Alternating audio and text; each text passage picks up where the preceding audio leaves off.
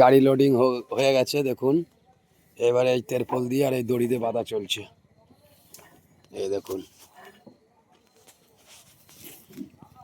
এর ভিতরে দেখুন, একবার দেখাচ্ছি বন্ধুরা।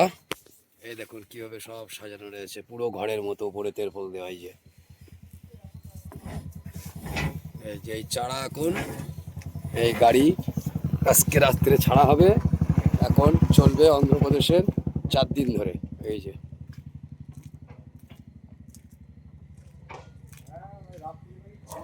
এই গাড়ি 4 দিন আজকে থেকে শুরু করবে যাওয়া। 4 দিন ধরে যাবে অন্ধ্রপ্রদেশ, দিন রাত চালাবে একভাবে। এই যে চারিপাশ, এর ভেতরে যেন হাওয়া না ঢোকে সেইভাবে একে প্যাক করা হচ্ছে। এই যে এবার এই পিছনে ওই যে জড়িটা আছে এক্সট্রা, ওইটা ফেলে দিয়ে পুরো প্যাক করে দেবে। দিয়ে এবার এই গাড়ি আর খুলবে না, এর ভেতরে একটু যেন হাওয়া না যায় সেইভাবেই প্যাক করা হচ্ছে।